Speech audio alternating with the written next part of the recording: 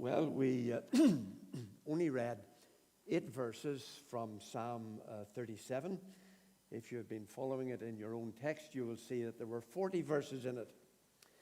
It's an extended psalm.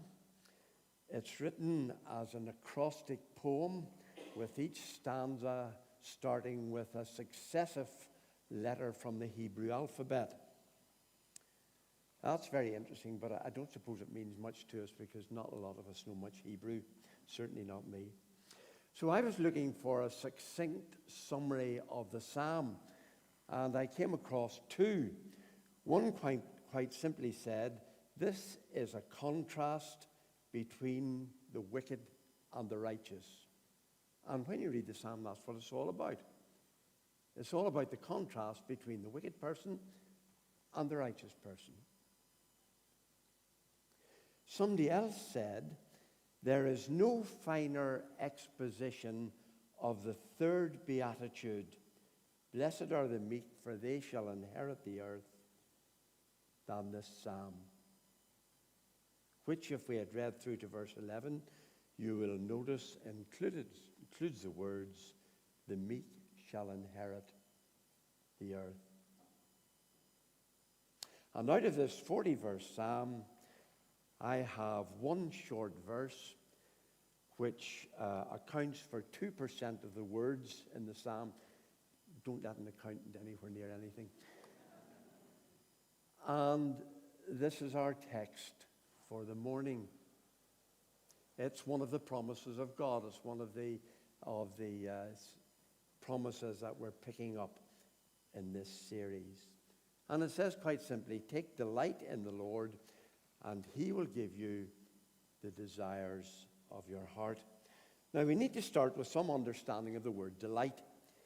The Hebrew root implies, and the modern dictionary confirms, that it is a feeling of great pleasure.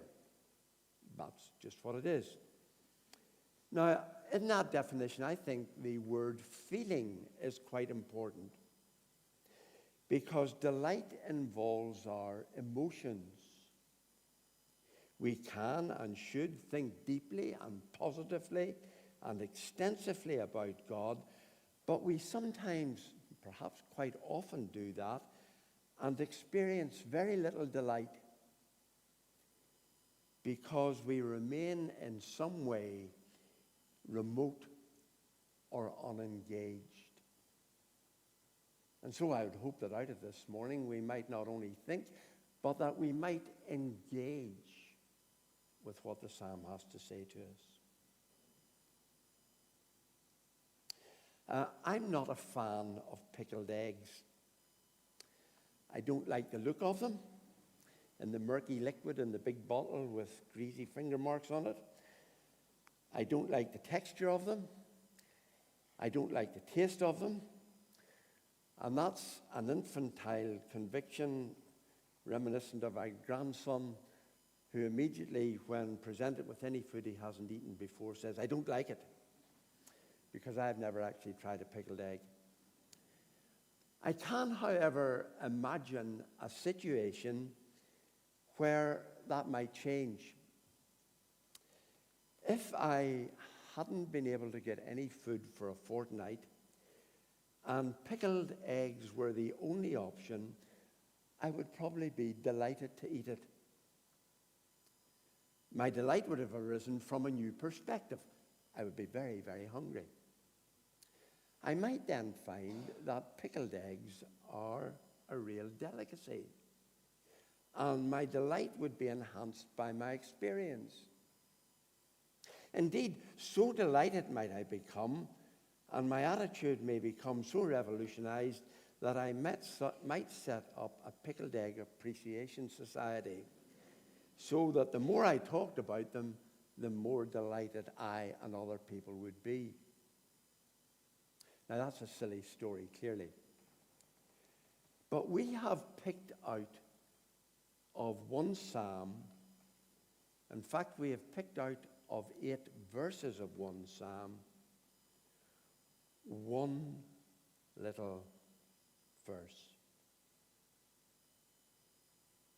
And in those 8 verses in front of you, there are 10 other equally important instructions, because take delight is an instruction. Let's just remind you of them. The first one is do not fret. That actually appears 3 times. It must be quite important. And literally that means do not get heated up. That's what the word translated fret means. Don't get heated up about wicked people. Don't get heated up about the way the world is. Don't get heated up about the way things annoy you. And then there's trust. Repeat it twice. There's do good. There's dwell. There's enjoy. There's commit. There's be still or be silent. Interesting. There's wait, refrain, and turn. Now you'll notice that all of these are actually quite powerful words. There's no anemic words in that list. These are words that we can't comfortably duck. When confronted with any of those words, they demand a reaction. But we will not understand delight without putting it in the context of these other words. Together with the rest of the psalm, they tell us something about perspective, they tell us something about reaction, and they tell us something about attitude as far as verse 4 is concerned. So let's look, first of all, at perspective. As I said, the theme of the psalm is the contrast between the wicked and the righteous. And the perspective is the constant message of the psalm, repeated time and time and time and time again as you go through the rest of the verses, is reflected in verse 1. And that is that the apparent success of the wicked is short-lived. You see in verse 1 it's compared to a green plant that just shrivels up and it's dry. And as you read through the psalm, you'll find that not only is the perspective that the way of the wicked is short-lived, but its end comes at a terrible cost. Now, our own inherent God-given sense of justice demands that this be so. When we see something wrong, our cry is for justice. We do sometimes see justice in these things in the course of our lives, but often not. People can steal and lie and damage others and end up revered and honored by our society simply because our society does not have eternal values. But not infrequently, wickedness does not become apparent. Some years ago, the papers and the social media were awash with angry comments about a star escaping justice because he had died before his crimes came to light. But we know, and these verses encourage us to look ahead, to remind ourselves that our lives are set in the context of eternity. And so the values we espouse must be eternal values, which of course include eternal justice.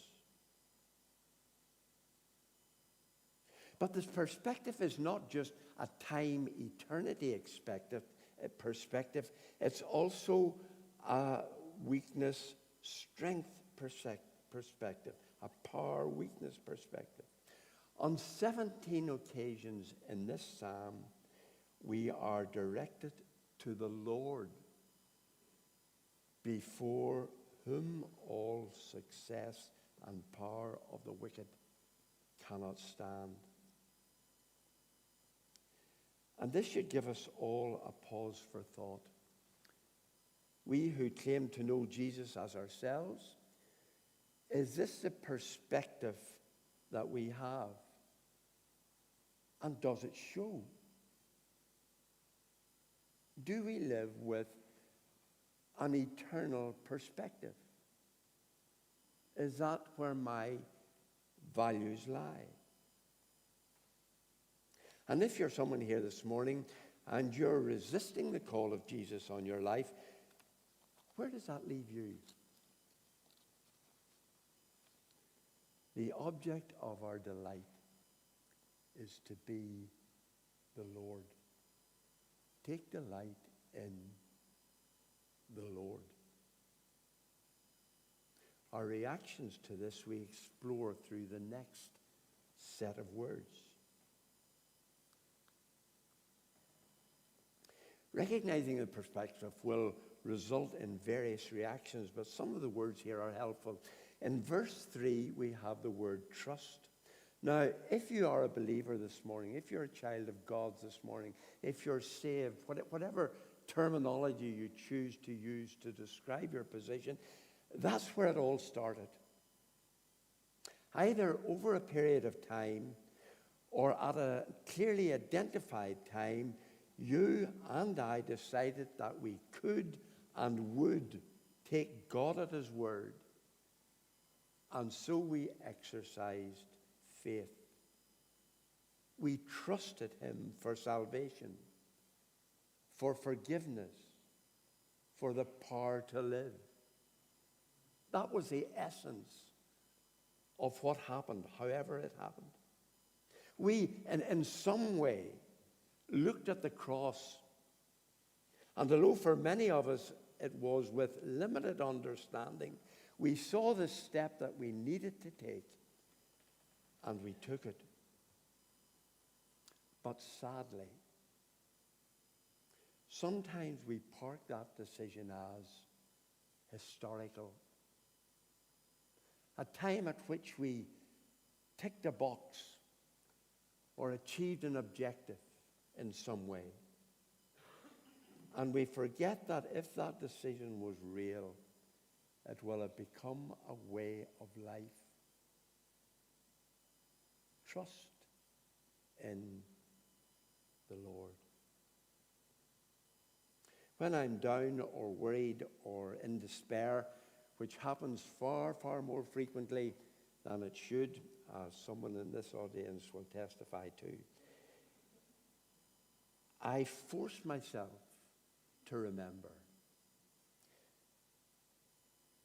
that if I can trust God for my eternal security, then I certainly can trust him for everything else, however serious or trivial. But then I ask myself, why is this so difficult? And maybe the next word in that list helps. The word commit in verse 6. Again, this is a serious word describing a serious reaction. Perhaps the one illustration of it is an athlete committed to their training. Note in this case, as in the case of the athlete, that we're not asked to commit ourselves, although obviously that is good, but the particular wording used is to commit our way, our life, our life's path, our conduct, our actions, the way we live, to commit them to the Lord. And in practice again, this is a daily call. This is not a one-off thing. This is a way of life. That day by day and week by week, we commit our way to the Lord. And the third one's interesting. Be still. Literally, apparently, it means be silent. How often do we do that, most of us? Stop, be quiet, stop talking, and allow the Lord to speak to us. Challenging, isn't it? So simple, so challenging. The next set of words I put under the heading, well, better note the promise first of all. The promise is that we take delight in the Lord and He will give us the desires of our heart. But the next set of words I have under the heading of action. I think something has got out of line, but don't worry. The action words are these. The outcome of trust is that we will do good. And that also appears in verse 27 of the psalm. This action that will come out of our perspective and out of our reactions to that perspective will show itself in doing good. Sometimes we are so concerned to emphasize that our salvation does not result from what we do. That's right. But we do forget and do not engage with the fact that what we do is a testimony to the reality of our salvation. James made that clear. He reminds us that faith without works is dead. Jesus reminded us of that. He instructs us to let our light, our salvation, shine before man so that they may see our good deeds and praise our Father in heaven. That's Matthew 5 and 16 if you need the reference. So one action word is do good. The second action word tells us to dwell, to continue, if you like, in the land. Now, the author would have been thinking of the physical land that God had brought his nation into. But Spurgeon's comment maybe is helpful to us here. He said, "You shall not wander in the wilderness of murmuring, but abide in the promised land of contentment and rest." I wonder, does that kind of not describe my life? Do I, perhaps you, spend more time wandering in the wilderness of murmuring than we do abiding in the promised land of contentment and rest? We've all been called to dwell in this world with all its sin, its heartache, and with the different standards, but we're called to dwell, to act, to witness, support, worship, and serve. In fact, we're called to live Jesus. That's our calling, in 2 words. To live Jesus. But the good news, because I know those outside will not understand this, we're told to enjoy all of this. You know, this is good news. This is good news. We're to enjoy 2 things. We're to enjoy security, and we're to enjoy the sustenance that is ours, safe pasture. And we're not only allowed to enjoy what God in his grace has given us and brought us into, but we're commanded to do it. But don't forget the things we're told not to do. We're to refrain from anger and turn from wrath. If you happen to be in Port Stewart on a Sunday evening, you will notice a strange phenomenon.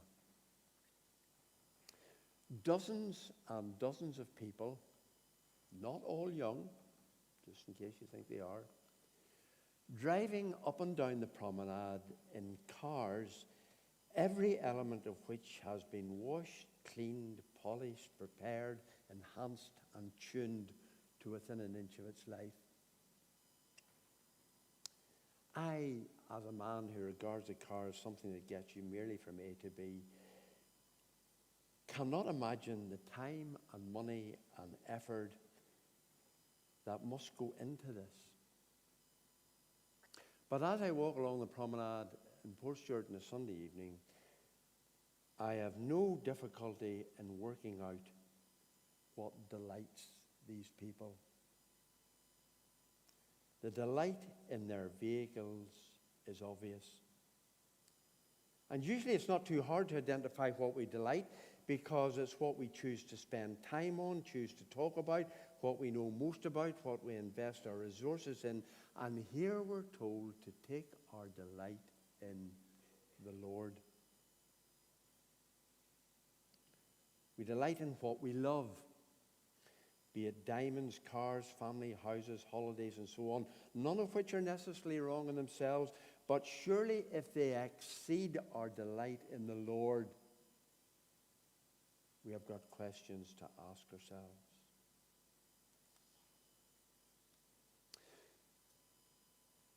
But this verse is not just an instruction. It is, as you're reminded by the screen, a promise. Those who delight in the Lord are promised that he will give them the desires of their heart. And I guess we really like the sound of that, don't we? But isn't there a bit of a problem here? Jeremiah pointed out to his audience that the heart is deceitful above all things and beyond curing. Who can understand it? So it seems to me that if God were to give us the desires of our hearts, it would on most occasions be disastrous for us, because our default position will always be to want the wrong thing. If I could put it this way, and to try and sort of get at the issue here, the promise is not transactional, like a vending machine.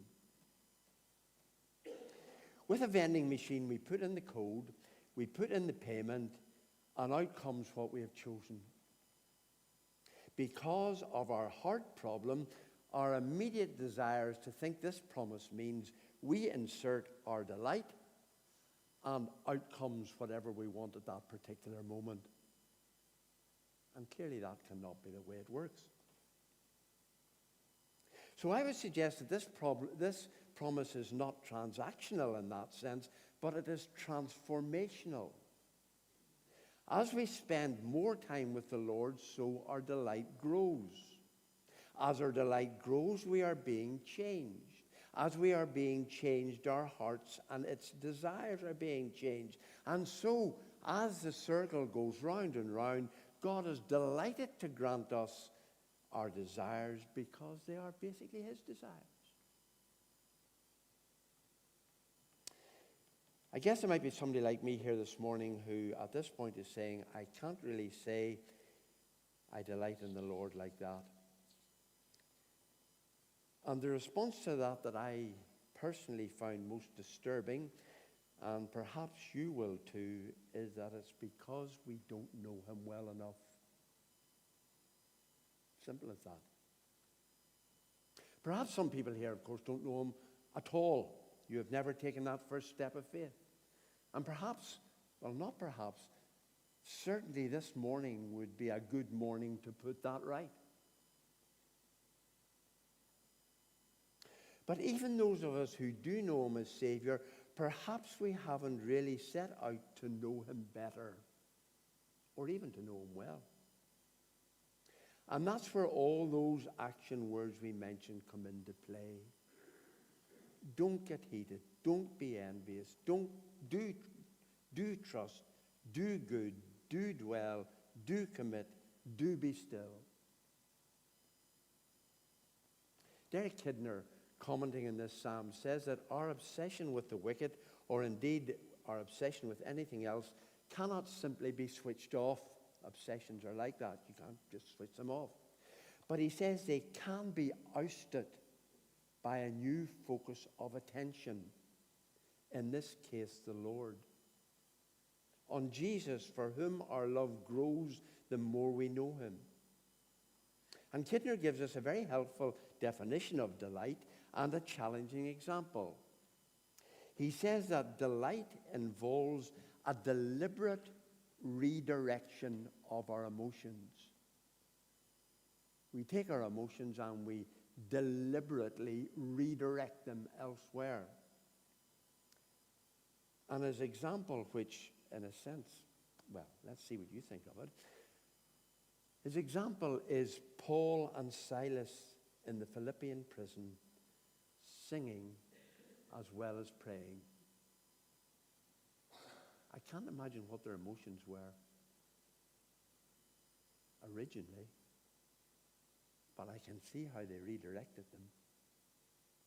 And you know, I went back and I read the story again, and I'd never really noticed, or it hadn't registered with me, that Luke tells us the prisoners were listening to them. And I guess that the release, the conversion of the jailer, and the subsequent encouragement of the believers might all have been close to the desire of Paul and Silas's hearts. I'd like to mention one other relevant little germ later on in the psalm.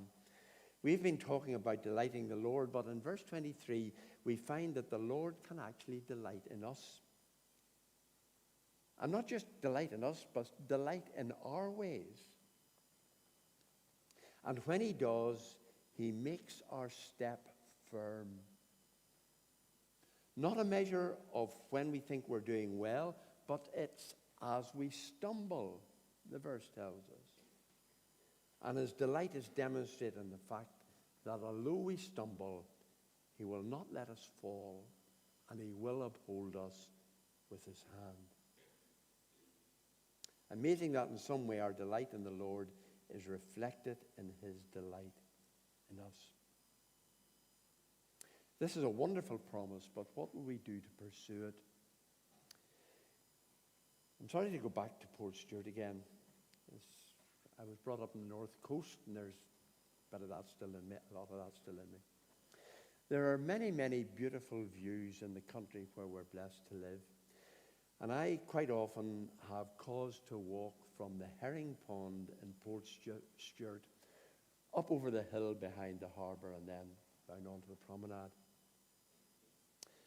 And on nearly every occasion, I stop and I look out west. I can't really describe what I see, but among the things that I see are Portstewart Strand, the sand dunes behind it, the estuary of the Bann entering the sea, Castle Rock, Mussenden Temple sitting perched on the edge of the cliff, and beyond all that, the fields and trees of Benevena. Every day is different. The seasons change, the weather changes, the shadows cast by the clouds change, the color of the sea changes. I seldom fail to be delighted by it. Not because I'm analyzing it. Not because I'm trying to identify what color is what. My only part in this delight has been to take the effort of walking up the hill.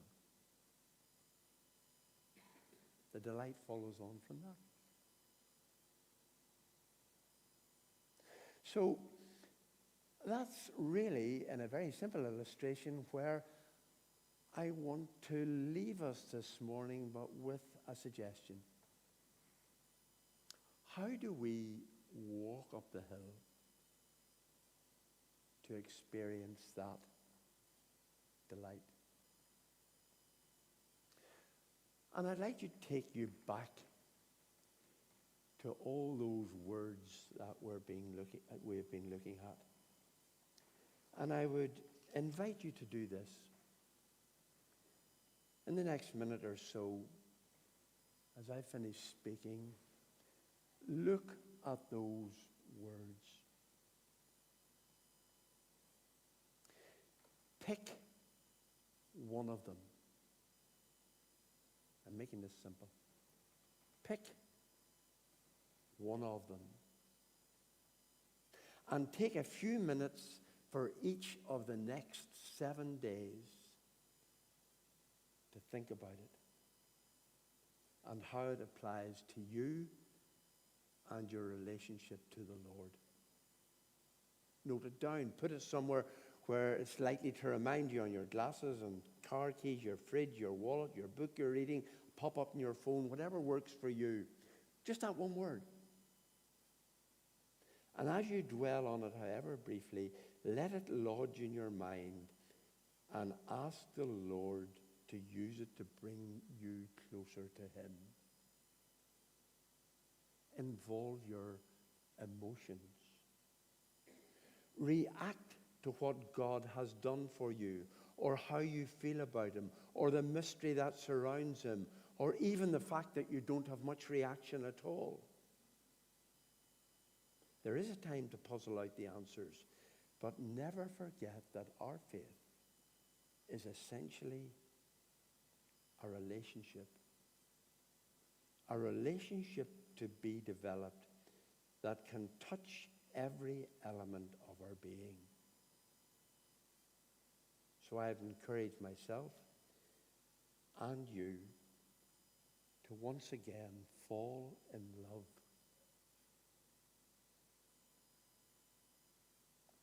To fall in love with Jesus.